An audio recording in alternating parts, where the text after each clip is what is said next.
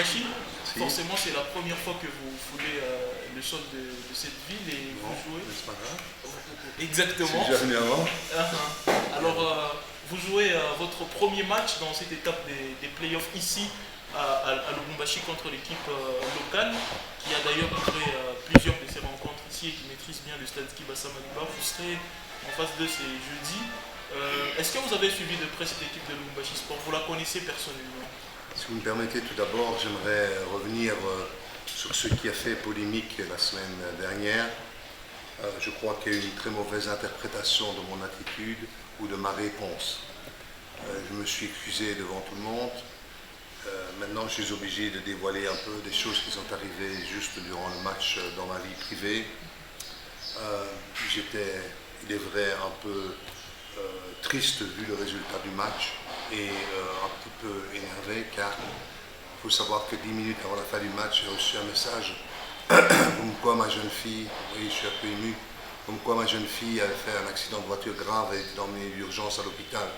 Donc j'étais très énervé à cause de ça, parce que je n'avais aucun contrôle sur la chose et c'est pour cette raison supplémentaire que j'ai choisi de ne pas m'exprimer devant les caméras. Maintenant, concernant l'adversaire, oui, comme tous les adversaires, nous avons étudié et Lubumbashi vient de prendre, a fait sa première victoire il n'y a pas longtemps, après avoir essuyé une autre défaite, mais c'est un adversaire qui a connu quelques petits problèmes ici avant de participer à la phase des playoffs, mais qui semble s'être bien ressaisi et qui possède quelques joueurs de talent, comme les deux ailiers, comme l'avant-centre, comme un très, très bon joueur aussi dans le milieu. Vraiment, c'est une équipe, comme toutes les équipes un peu dans ces playoffs, que l'on se doit de respecter, que l'on se doit d'étudier, bien sûr, si on veut être quelque peu, les concurrencer en tout cas. Je crois que tout le monde aspire à essayer de grimper au classement et d'essayer d'être le plus compétitif possible. Simplement, il ne faut pas entrer dans le terrain en ayant peur. Il faut, comme je vous l'ai dit, avec un esprit de compétiteur, donner le maximum. Et c'est ça, un petit peu, que je reprochais peut-être à mes joueurs la semaine dernière. C'est que peut-être, comme le nom de Dauphin Noir n'était pas aussi ronflant ou aussi important que Lupopo ou Vita Club, peut-être, j'ai bien dit peut-être parce que je ne suis pas dans leur tête, peut-être ont-ils cru que ça allait être plus facile, mais j'espère qu'ils ont compris maintenant qu'il n'y a aucun match facile dans cette phase de playoff.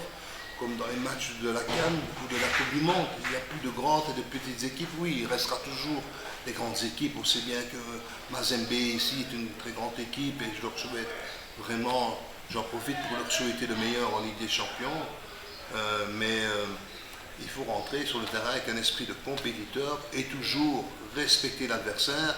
Respecter l'adversaire veut dire essayer d'avoir l'envie totale de le battre, quel que soit le nom de l'adversaire, et essayer de donner le meilleur de soi-même, quel que soit le nom de l'adversaire.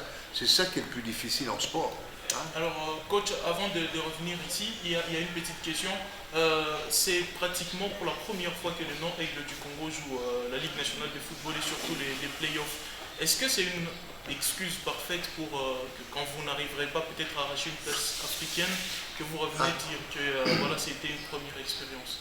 Donc vous dites déjà qu'on doit trouver une place Si africaine après 7 mois d'existence.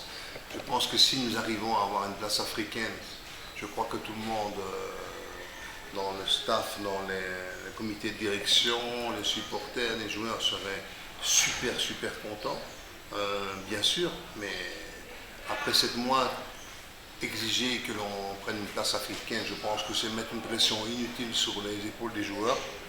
Je pense que là-dessus, le président a été très clair. Il y a bien sûr le résultat, qui est toujours important.